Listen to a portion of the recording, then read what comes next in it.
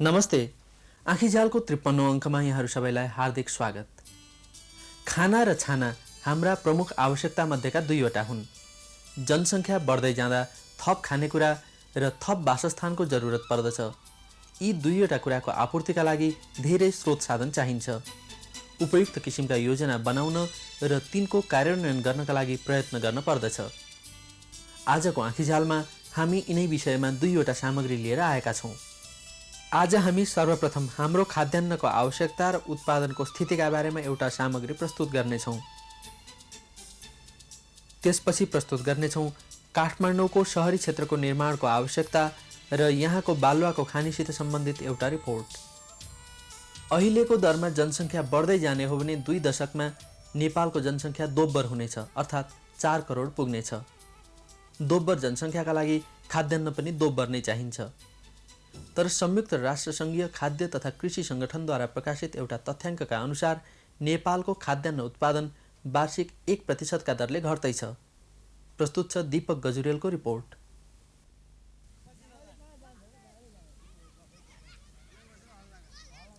खाने मुख बढ्दैछन्, खानेकुराको उत्पादन भने घट्दो छ। नेपालको जनसङ्ख्या यति बेला 2 करोड जति पुगेको छ। यो प्रतिवर्ष 2.5% का दरले बढ्दैछ। यही क्रम जारी रहने हो भने 2 दशकपछि नेपालको जनसङ्ख्या दोब्बर अर्थात् 4 करोड पुग्ने अनुमान गरिएको छ। जनसङ्ख्या वृद्धि र खाद्यान्न उत्पादनको तालमेल नमिलेकै कारण 1.5-2 दशक अघि खाद्यान्न निर्यात गर्ने देश नेपाल अहिले खाद्यान्न आयात गरिरहेको छ र यो स्थिति भविष्यमा अझ जटिल हुने सङ्केत देखिन्छ। एकातिर जनसङ्ख्या हाम्रो वृद्धि द्रुत रूपमै छ, अर्कोतिर हाम्रो खाद्यान्न उत्पादनमा ह्रास छ। अब हाम्रो 2 दशक अगाडि भनौँ विभिन्न मुलुकहरू भन्ने हामी अगाडि थियौँ खाद्यान्न उत्पादनमा र हाम्रो उत्पादकत्वमा पनि। प्रमुख बालीहरूको खाद्यान्न बालीहरूको उत्पादकत्व दर हेरेर केलाएर हेऱ्यो भनेदेखि नेपालको अधिकांश मुलुकहरूको दाँजोमा माथि थियो। अहिले ती सबै मुलुकले नेपाललाई उछिनिसके, हामी जाँगतै छौँ।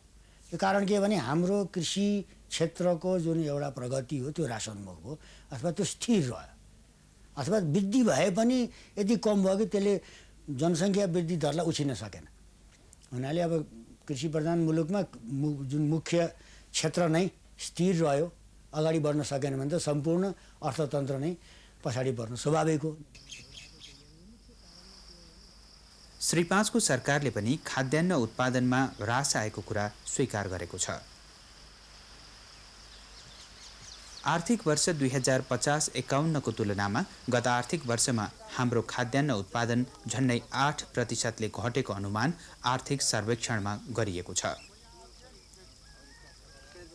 संयुक्त राष्ट्रसङ्घीय खाद्य तथा कृषि सङ्गठनको एउटा तथ्याङ्क अनुसार 3 दशक अघिको तुलनामा नेपालको खाद्यान्न उत्पादन प्रतिवर्ष झन्डै 1% ले घटेको छ।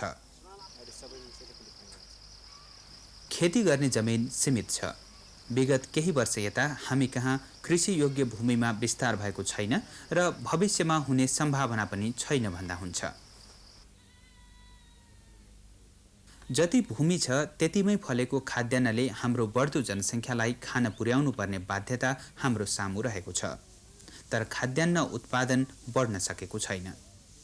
नेपालको विगत धेरै वर्षदेखि खाद्यान्नको स्थिति चाहिँ नाजुक हुँदैछ। हाम्रो उत्पादन घट्दो छ, उत्पादन र जुन उत्पादकत्वमा ह्रास आइरहेको छ र त्यसले गर्दाखेरि हाम्रो टोटल प्रोडक्सन नेसनल लेभलको त्यो पनि घट्दो छ र यही क्रम जारी रह्यो भने हाम्रो खाद्यान्न जुन उपलब्धिको स्थिति झन्झन नाजुक हुने परिस्थिति छ।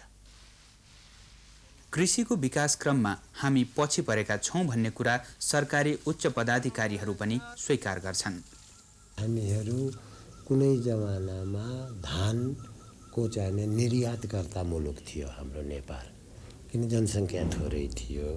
ल्यान्ड पनि त्यो टाइममा भर्जिन थियो। हेर्नुहोस्, भर्खर तराईको ल्यान्ड हेरौँ, धेरै जस्तो ठाउँमा हालावादी गरिया ल्यान्ड थियो जङ्गलहरू गरेर। त्यस कारणले कुनै यो फर्टिलाइजर यिनीहरूको आवश्यकता नपरेर पनि उत्पादन हुन्थ्यो।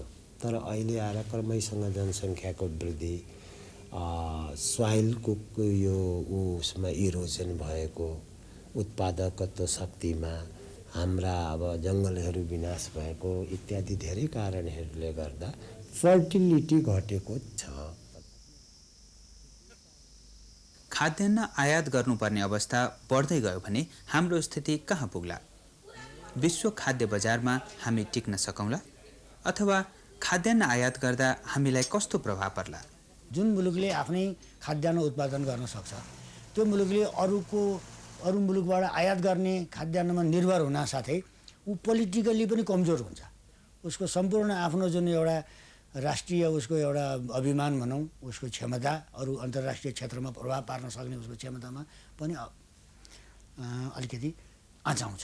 त यो कुरो चाहिँ विचार गरेर हाम्रो जस्तो मुलुकले, जसमा हाम्रो चाहिँ खाद्यान्न उत्पादन गर्ने हाम्रो प्रचुर सम्भाव्यता छ, त्यसलाई हामीले एक्सप्लोइट गर्नु पर्यो र यसमा चाहिँ हामीले कुनै किसिमको त्यो कम्प्लेसेन्सी देखाउनु हुँदैन र वास्तवमा खाद्यान्न उत्पादनलाई नै उच्चतम प्राथमिकता दिएर अगाडि बढ्नुपर्छ। विदेशी मुद्रा प्रशस्त भएको खण्डमा खानेकुरा विदेशबाट किनेर ल्याएर पनि खान सकिन्छ भन्ने तर्क हुन सक्छ। तर विश्वको खाद्यान्न उत्पादन, वितरण तथा मागको स्थिति पनि डरलाग्दो छ। संसारका 120वटा राष्ट्रहरू अहिले नै खाद्यान्न न्यूनमा रहेका छन् र उनीहरू विश्व बजारबाट खाद्यान्न आयात गर्न बाध्य छन्। आफूलाई चाहिने भन्दा बढी खाद्यान्न उत्पादन गर्ने 1 दर्जन जति मात्र राष्ट्रहरू संसारमा रहेका छन्। वर्ल्ड वाच नामक संस्थाको एउटा अध्ययन प्रतिवेदन अनुसार खाद्यान्न निर्यातको परिमाणले आयातको मागलाई धान्न सक्ने स्थिति छैन। खाद्यान्न निर्यात गर्न सक्ने विकसित मुलुकहरूमा पनि खाद्यान्न उत्पादन वृद्धिमा ह्रास आइरहेको छ। राष्ट्रिय एउटा जुन खाद्य सुरक्षाको दृष्टिकोणले खाद्यान्नलाई चाहिँ हामीले निज मार्नु हुँदैन, यसलाई चाहिँ तल्लो प्राथमिकतामा राख्नु हुँदैन, यसलाई मुख्य प्राथमिकता दिएर खाद्यान्न उत्पादन चाहिँ हामी सुदृढ गर्नुपर्छ भन्ने नीति अवलम्बन गर्ने अधिकांश मुलुकहरूमा त्यस अनुसार उनीहरूको पहिले जुन इम्पोर्ट गर्ने कन्ट्रीहरू भनौँ, भारतै भनौँ, अरू विभिन्न विकासशील मुलुकहरूमा अहिले खाद्यान्न उत्पादन उनीहरूको आफ्नो आवश्यकता अनुरूप आवश्यकता पूर्ति गर्ने खालको उनीहरूको भइसकेको छ, त्यो स्तरमा पुगिसकेको छ। अरू कतिपय कन्ट्रीहरूमा जहाँ के अब एग्रिकल्चरलाई अलिकति कम महत्त्व दिएर आफ्नो खाद्यान्न सुरक्षालाई कम प्राथमिकता दिएको त्यस्तो केसमा चाहिँ खाद्यान्नको अलिकति गिरावट, उत्पादनमा गिरावट आएको देख्न सकिन्छ। अहिले करिब 5.5 अर्ब रहेको विश्व जनसङ्ख्या 25 वर्षपछि 8 अर्ब पुग्ने प्रक्षेपण संयुक्त राष्ट्र सङ्घले गरेको छ। अहिले नै विश्वका अधिकांश मुलुकहरूमा खाद्यान्न अभाव छ भने 2.5 दशक पछिको 8 अर्ब मानिसलाई कसरी र के खुवाउने भन्ने चिन्ता विश्वव्यापी रूपमा उठ्न थालेको छ। विश्वव्यापी चित्रबाट दक्षिण एसियाको स्थितिलाई हेर्ने हो भने झन कहाली लाग्दो अवस्था छ। दक्षिण एसियाका राष्ट्रहरूमा अहिले नै वार्षिक झन्डै 12 लाख टन खाद्यान्न न्यून रहेको छ। विशेषज्ञहरूले गरेको प्रक्षेपण अनुसार सन् 2020 सम्ममा दक्षिण एसियाको जनसङ्ख्या करिब 1 अर्ब 90 करोड पुग्नेछ। यति मानिसलाई खान पुग्ने छैन यहाँको उत्पादनले। दक्षिण एसियामा मात्रै 2.5 करोड टन खाद्यान्न अपुग हुने ठोकुवा खाद्यान्न सम्बन्धी अनुसन्धान गर्ने अन्तर्राष्ट्रिय संस्थाहरूले गरेका छन्। यो अभाव पूरा गर्न विश्व बजारबाट खाद्यान्न खरिद गर्नुपर्ने हुन्छ। तर स्थिति सजिलो छैन। खाद्यान्नको माग बढे अनुसार उत्पादन बढ्ने सम्भावना देखिएको छैन। फलस्वरूप आयात निर्यातको तालमेल बिग्रन्छ र विश्व बजारमा खाद्यान्नको मूल्य अकासिन्छ। विदेशी मुद्राको स्रोत कम भएका तथा कमजोर अर्थतन्त्र भएका नेपाल जस्ता देशले खाद्यान्नमा कुन सङ्कट भोग्नुपर्ने हो सहजै अनुमान गर्न सकिन्छ। खाद्यान्नको यो यथार्थ हाम्रा नीति निर्माताहरूले बुझेका छन्। त्यसैले कृषि विकासका लागि 20 वर्षे दीर्घकालीन योजना तयार गरिएको छ। 8औं पञ्चवर्षीय योजनामा समेत उल्लेख गरिएको कृषि सम्बन्धी यो योजनालाई श्री 5 को सरकारले स्वीकार गरेर कार्यान्वयन गर्ने वचनबद्धता जाहेर गरिसकेको छ। एग्रिकल्चर पर्सपेक्टिभ प्लान नामक यस योजनाले कृषिका साथसाथै मुलुकको समग्र अर्थतन्त्र नै माथि उठाउने लक्ष्य तथा कार्यनीति अपनाएको छ। कृषि उत्पादन मात्रै बढाउने किसिमको योजना होइन। नेपालको अर्थतन्त्रको प्रमुख अङ्ग कृषि भएको हुनाले कृषि क्षेत्रको उत्थान भन्नु नै समुच्च अर्थतन्त्रको उत्थान हो। त्यसरी हेर्नु पर्यो हामीले। हुनाले यो कृषि योजना हो हुनाले अब हामी उद्योगमा काम गर्ने हामीलाई यसमा के मतलब छैन। अब हामी अरू क्षेत्रमा वनमा काम गर्छौँ, हामीलाई मतलब छैन। हामी सेवा क्षेत्रमा सामाजिक क्षेत्रमा काम गर्छौँ, हामीलाई यसमा सरोकार छैन भन्ने कुरो होइन। कृषि प्रधान देश हो र कृषि क्षेत्र अगाडि नबढिकन जुन कुरो कि अहिले विगत अनुभवहरूले हामीलाई प्रष्ट भइसकेको छ। कुनै पनि एउटा विकासको सुरुको चरणमा भएको मुलुकको लागि कृषि क्षेत्र नै अगाडि नबढिकन अरू क्षेत्र पनि अगाडि बढ्दैन। कृषि उत्पादनमा दोब्बरभन्दा बढी वृद्धि गर्ने मात्र नभएर सडक, बिजुली, कृषि बजार, कृषि अनुसन्धान, कृषि सामग्री र अन्य व्यवसाय समेतका लागि मजबुत आधारशिला तयार हुनेछ यो योजना पूर्ण रूपले कार्यान्वयन भएमा। जम्मा 75 मध्ये 41 जिल्लामा खाद्यान्न न्यून रहेको नेपालले त्यति बेला खाद्यान्न निर्यात गर्न सक्नेछ। यो लक्ष्य प्राप्त गर्नका लागि कृषि गुरु योजनालाई 5-5 वर्ष गरी 4 चरणमा कार्यान्वयन गरिने लक्ष्य राखिएको छ। सन् 1995-96 को आर्थिक वर्षदेखि लागू गर्न थालिनुपर्ने यस योजनाका लागि प्रतिवर्ष सरदर 5 अर्ब 70 करोड रुपियाँ आवश्यक पर्ने प्रक्षेपण गरिएको छ। सम्पूर्ण योजनाको कुल लागत 1 खर्ब 13 अर्ब 90 करोड रुपियाँ आँकिएको छ। यो महत्त्वाकांक्षी तर अत्यन्त जरुरी योजना कार्यान्वयनको स्थिति अहिले कहाँ पुगेको छ त? अहिले हाम्रा जति पनि यो कृषि नीति योजना परियोजना छन् त्यसमा मुख्य एपीपीलाई नै गाइडलाइन्स मानेर हामी हिँड्दैछौँ।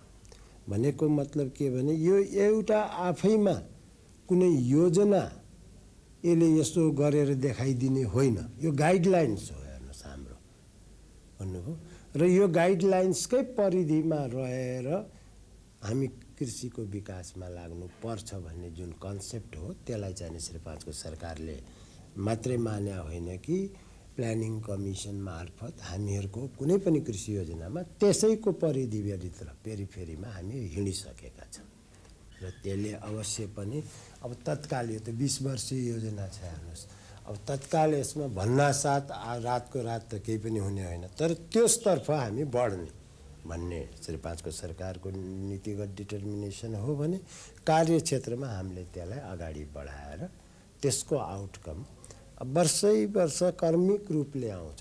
सरकारको निर्णय भएर कृषि मन्त्रालयले अनि त्यसपछि विभागले निर्देशन के दिइसकेका छ भनेदेखि हामीले एपीपीमा उल्लेखित कुराहरूलाई सर्वाङ्गीण रूपमा चाहिँ समेट्दै लग्न सक्ने किसिमले हाम्रो योजनाहरू, हाम्रो चाहिँ वार्षिक योजना र आवधिक योजनाहरूलाई अगाडि बढाउनुपर्छ भन्ने किसिमको हामीलाई निर्देशन भइसकेका छ। हामी भनौँ न केही समयमा हामीले चाहिँ यो आगामी वर्षको लागि बजेट कार्यक्रमको जुन तर्जुमा हामी गर्दैछौँ त्यसमा पनि हामीले एपीपीको पार्टलाई हाल्ने भनेर हामीलाई निर्देशन भइसकेका छ। र त्यो चाहिँ के भने एउटा इन्डिकेसन के हो भनेदेखि गभर्मेन्ट चाहिँ त्यसरी अगाडि बढ्न कमिटेड छ, नभएको होइन है, तर देख्नलाई त्यसको चाहिँ रिजल्ट देखिहाल्नलाई चाहिँ समय लाग्छ। सरकारी तहमा 20 वर्षे कृषि योजना कार्यान्वयन गर्ने वचनबद्धता पटक पटक प्रकट भइरहेको छ। तर योजनाले तत्काल चाल्नुपर्ने कदम र लिनुपर्ने निर्णयहरू भनी निर्धारण गरिएका काम योजना लागू भएको 1 वर्ष बित्न लाग्दा पनि गरिएको पाइँदैन। सिद्धान्त र कार्यान्वयनको वर्तमान स्थिति अझै जारी रहने हो र हामीले यथास्थितिमा बस्न सजिलो मानिरहने हो भने भोलि के होला? अब हामीले केही गर्ने नगरिकन बस्न पनि सक्दैन। नेपाल अहिले यस्तो विकासको क्रममा यस्तो अहिले दोसाँधमा आएर उभिएको छ, अझै पनि हामीले केही गरेनौँ भने हाम्रो मुलुकको भविष्य बहुत दयनीय हुन्छ। हामी भन्दा धेरै पछि विकास क्रममा अगाडि बढेका मुलुकहरू सबै हामीभन्दा धेरै अगाडि पुगिसके, सबैले हामीलाई उछिनिसके। हामी करिब करिब जहाँको त्यहीँ छौँ र यो विभिन्न तथ्याङ्कहरूले यसै कुरोलाई इङ्गित गर्छ। र यो क्रम हामीले यथावत रहन दियौँ भने हाम्रो अस्तित्व नै रहँदैन।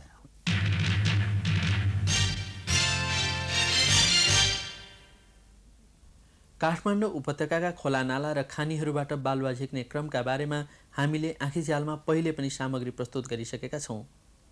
विभिन्न क्षेत्र र तहबाट प्रयत्न हुँदाहुँदै पनि यसरी अनियन्त्रित किसिमले बालुवा झिक्ने क्रम रोकिएको छैन। अहिले मनोहरा खोलाको एउटा विशेष भागबाट बालुवा नझिक्नका लागि श्री 5 को सरकार स्थानीय विकास मन्त्रालयद्वारा सूचना जारी भइसकेको छ, तर पनि त्यहाँबाट अनियन्त्रित रूपमा बालुवा झिक्ने क्रम रोकिएको छैन। प्रस्तुत छ हस्त गुरुङको रिपोर्ट।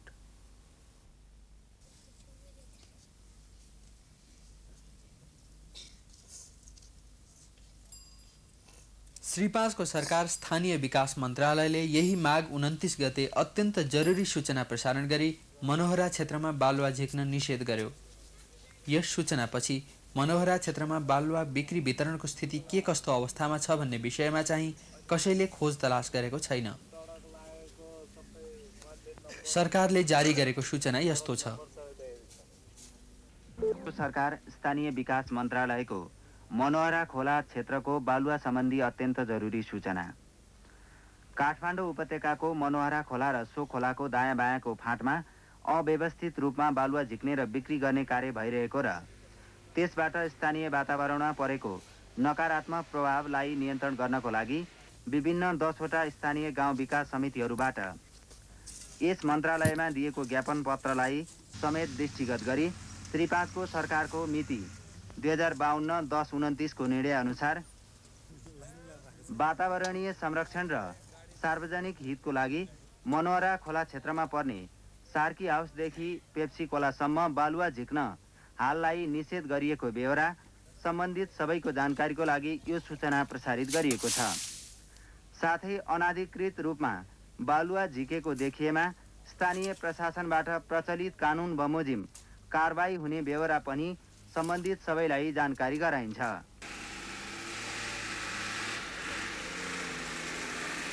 क्षतिको कुरा नगर्नुहोस्। जिल्ला विकास समिति एकतिर भन्छ भने अहिले हामीलाई भनिरहेको छ 1,32,00,000 घाटा पर्यो रे। जिल्ला विकास समितिले हामीलाई घाटा परेको छ भनेछ र यहाँ कृषकहरूको 50 करोड रुपियाँ दामको चाहिँ क्षति एउटा पुगेको छ। त्यो जिल्ला विकास समितिलाई वास्ता छैन। उनलाई 1,32,00,000 चाहिँ घाटा पर्यो भनेर उनीहरू छटपटाएर हिँडिरहेका छन्। तर किसानको करोडौं रुपियाँ दाम क्षति भएको चाहिँ त्यो जिल्ला विकास समितिलाई याद छैन। र त्यो करोडौं क्षति हुनु भनेको नि यो नेपालको सम्पूर्ण किसानहरूमा पर्ने आघात हो। तर अर्कातिर काठमाडौँ जिल्ला विकास समितिका उपसभापति तथा मूलपानी क्षेत्रका निवासी नारायण ढकालको भने सो निर्णय कार्यान्वयन सम्बन्धमा फरक विचार छ। काठमाडौँ जिल्लाको मात्रै निर्णयसित यो सम्बद्ध रहेन, साझा नदी भएको हुनाले त्यसैले दुवै जिल्लाकोलाई प्रभावित गर्नका निम्ति यसमा चाहिँ श्री 5 सरकारले नै हस्तक्षेप गर्नुपर्छ भन्ने हाम्रो मान्यता थियो र त्यो अनुरूप श्री 5 सरकारले निर्णय पनि गरेको छ। र मलाई लाग्छ यो चाहिँ एउटा क्षेत्रलाई कृषि क्षेत्रकै रूपमा रहन दिनुपर्दछ। कृषि क्षेत्र घोषित गरेर पनि पुग्दैन। नेपाल कृषि प्रधान देश भनेर श्री 5 को सरकार विश्वमा गएर कुर्लेर हिँड्छ, तर 75 जिल्लामा कृषि क्षेत्र भन्ने यहाँले सुन्नु भएको छ कहीँ घोषित गरिएको। र यो एउटा नगरको नजिक हराभरा एउटा फाँट, जुन फाँटलाई हाम्रो किम्वदन्तीमा मनोमत्ता भनेर भनिन्थ्यो, त्यसमा व्यापक उब्जनी भएको हुनाले त्यो हराभरा भएको हुनाले त्यसलाई मनोहरा भनेर पछि नामाकरण गरियो भने त्यत्रो एउटा जुन राष्ट्रलाई बल पुर्याउने, जुन उत्पादनमा बल दिने क्षेत्रलाई कृषि क्षेत्र घोषित गर्ने हाम्रो माग हो। र घोषित गरेर पनि हुँदैन। यहाँ सरकार महाकाली र टनकपुरको कुरा गरेर हिँडिरहेछ। राष्ट्रको लागि त त्यो क्षेत्र पनि त कृषि क्षेत्र घोषित गरेर त्यत्तिकै महत्त्व दिने क्षेत्रलाई पनि त एउटा सवाल उठाएर हिँड्नु पर्यो। मनोहराई बेल्टकै सन्दर्भमा चाहिँ होइन, अब जस्तो बालुवा निष्कासन गर्न नै नहुने भन्ने किसिमको सिद्धान्त त कुराहरू होइन। यदि यसलाई व्यवस्थित ढङ्गले गर्ने हो, पर्यावरणलाई बिग्रन नदिकन, कृषि क्षेत्र होइन जमिनहरूलाई चाहिँ बिग्रन नदिकन गर्ने हो भने राम्रो हुन्थ्यो। सरकारको सूचना र जिल्ला विकास समितिको व्यवस्थाका बीचमा मनोहरा खोलाको पेप्सी खोलादेखि साँखु क्षेत्रसम्म अहिले पनि बालुवा बिक्री वितरण भइरहेको छ। अहिले पनि तपाईँ चाहिँ हेर्नुहोस् पेप्सी खोलामा जानुहोस्, त्यहाँ चाहिँ सयौँ ट्रक चाहिँ बालुवा ओसारिरहेका छन्। अब त्यो देख्दाखेरि यति रुनु मन लाग्छ। यो सरकारले भनेको कुरा एकातिर छ, व्यवहार एकातिर छ, जनतालाई छक्काउने झुक्क्याउने काम भइरहेछ। यो किन भइरहेछ हामीले बुझेका छैनौँ। विडम्बनाकै कुरा भनौँ कि हामी जिल्ला विकास समितिले जे जस्ता नर्म्स र भ्यालुजहरूलाई प्रतिपादन गरेर ठेक्काका शर्तहरू व्यवस्थित गरेका थियौँ, तर ती कुराहरूलाई हामीले कार्यान्वयन गर्न सकेनौँ। मनोहरा क्षेत्रमा बालुवा झिकिदिनाले कुलोको पानी समेत चलाउन नपाएका किसानको गुनासो यस्तो छ। हामीले लगभग जाने कुलो जाने बनाएको 1 महिना भइसक्यो। 1 महिनामा अब एक दिन चलायो, फेरि भोलिपल्ट जाने बिगार्दै हुन्छ, फेरि अर्को दिन आएर चलायो, फेरि पछि बिगार्दै हुन्छ, यस्तो गरेर हुन्छ। धेरैबाट भइसक्यो। अनि ती ठेकेदारहरूलाई तपाईँहरूले रोक्न सक्नुहुन्न? र हामीले उनीहरूले भनेको म अस्ति चाहिँ यहाँ भत्काउँदैमा यहाँ आलुमा पानी लाउनु नसकेर मैले 2 दिन त म आएर गाडी नै रोकिदिएँ। मैले 2 दिन म बिहान 5 बजी आएर गाडी लान्छस् कि तर गाडी तोडिदियो भनेर मैले भने ठेकेदार पनि आएँ, ल यो त हाम्रो बनाइनु पऱ्यो भनेर चाहिँ हुन्छ म तपाईँहरूको गर्न भन्दा कहिले गयो भने हाम्रो तुरन्त बाँध्दा उसले के भन्छ तपाईँको आलुको हर्जना दियो होइन भनेर हर्जना हुन्छ हाम्रो खेती बाँधेर राख्ने कुरा आउँछ। हाम्रो खेती बाँधेर के खाने हामी?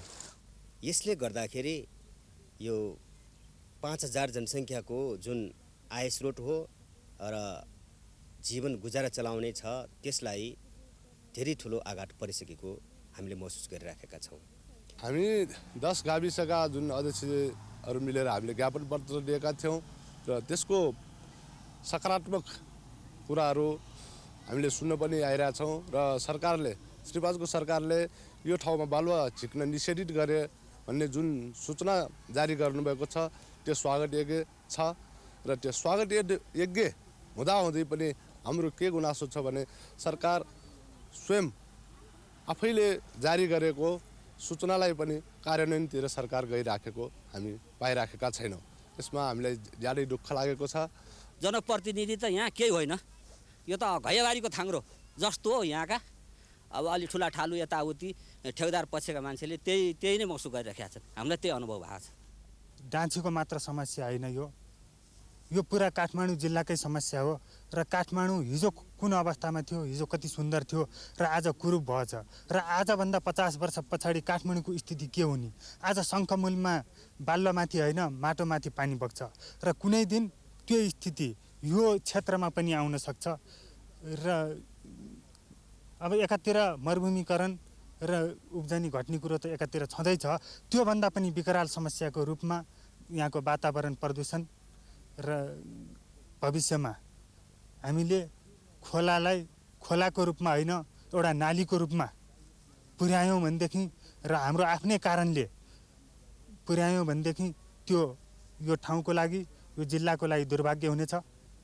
मनोहरा फाँट एउटा यस्तो फाँट हो कि यो उपत्यकामै योभन्दा ठुलो कृषि बेल्टको फाँट चाहिँ नि उपत्यकाभित्र छैन, सायद तराई नै पुग्नु पर्ला।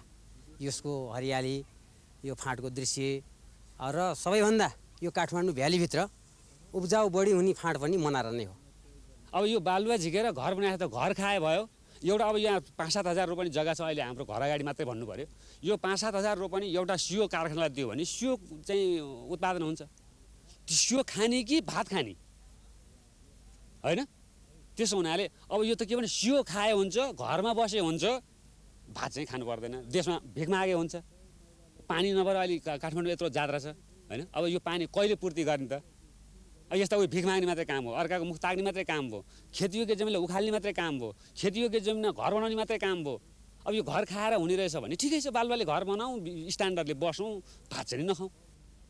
अब हाम्रो त बासै उठ्छ, यति मात्रै होइन, हामीले पुनर्वास गराउनुपर्छ हाम्रो एरियाको मान्छे। किन हाम्रो भएको सर्वस्व नै यति नै हो। यो नै गएपछि त अब फेरि हाम्रो बाँच्ने के आधार हुन्छ र? 1 वर्ष 2 वर्ष पहिला त्यो पैसा लिएर बेचेर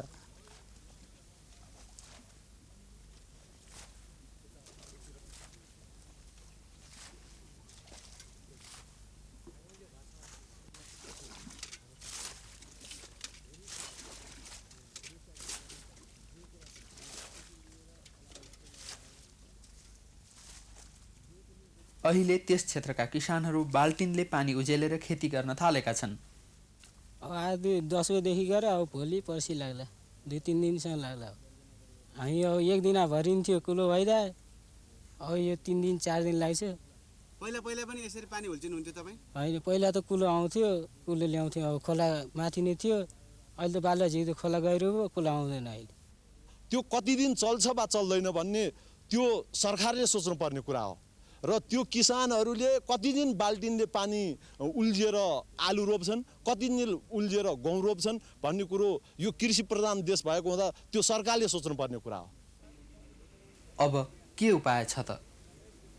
यदि यो बालुवा झिक्न छोडेन भने या हामी जनप्रतिनिधिहरूले जनताको जीवनको लागि हामीले जुनसुकै मूल्य चुकाउन पनि हामी तयार छौँ, तयार रहनुपर्छ। अब अहिले 10वटा गाविस सङ्गठित रूपले हामी लागेका छौँ र यो अब बाँकी रहेको जुन बेल्ट हो, बालुवा नजिकको बेल्ट, यसलाई रोकिनु पर्दछ र वैकल्पिक स्रोत बालुवाको अन्यत्रबाट कहीँ सरकारले यसको उपचार गर्नुपर्छ। र यो मनरा फाँटलाई चाहिँ नि यो के भने एकदम योग्य भूमि कृषि, यो काठमाडौँ इलाकाको योग्य भूमि भएको हुनाले यसलाई रोकिनुपर्छ। र अब जनताको समर्थन हामीलाई बारम्बार तिमीहरूले यस्तो बालुवा सारा लगाएका छौ, दुनियाँभर गरेका छौ, तिमीहरू हेर्दैनौ, प्रतिनिधि भएका के गर्छौ, यो खोला खतम भयो भनेर बारम्बार गुनासो गाविसमा नआएको होइन, अहिलेसम्म आइराखेको छ।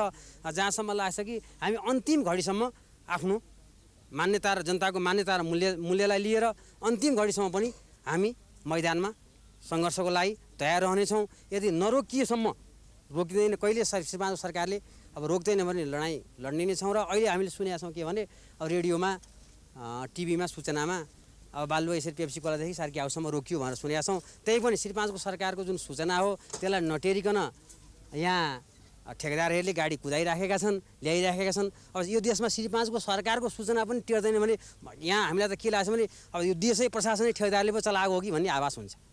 बालुवाबाट हुने आम्दानी भनेको जुवाडेले एकछिन हातमा गन्ने सम्पत्ति जस्तै हो। अब उत्पादन भनेको त आज राष्ट्र जीवित छन्जेलसम्मको लागि त्यसले राष्ट्रलाई एउटा बल पावर र हाम्रो यो मनरा क्षेत्रमा जति उत्पादन हुन्छ यो सिङ्गो उपत्यकालाई नै आत्मनिर्भर सब्जी तरकारी धानले गराउने क्षेत्रमा जुवाडेको चाहिँ एकछिन गनेर भएन कि युगौँ युग टिकाउनु पर्यो र त्यसकै आवाजको लागि आज हामी लडिरहेछौँ। अहिलेको शक्ति भनेको जनशक्ति हो। जनता नै यस कार्यक्रममा चाहिँ विरोध कार्यक्रममा चाहिँ अब आन्दोलित गरेर चाहिँ अगाडि बढ्दैछन्। त्यसपछि त सरकार बाध्य होला। यहाँ हजारौँ जनताहरू चाहिँ अब सडकमा उत्रिँदैछन् यो बालुवाको विरोधमा।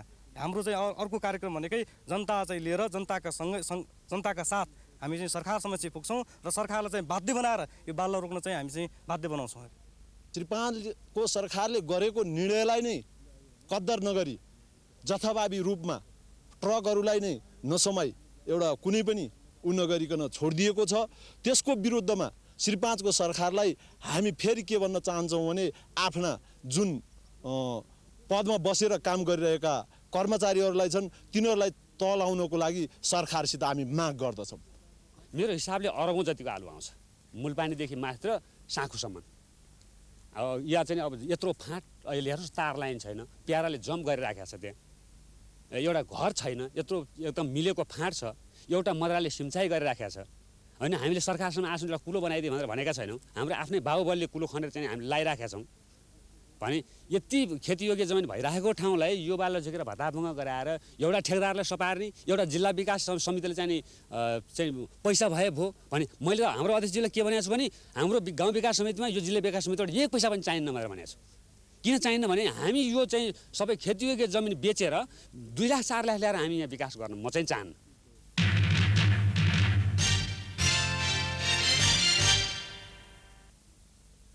यसका साथै आजको आँखीझाल यतिमै सकिन्छ। 15 दिनपछि विविध सामग्रीहरू लिएर फेरि आउनेछौँ। तबसम्मका लागि बिदा चाहन्छौँ। शुभरात्रि।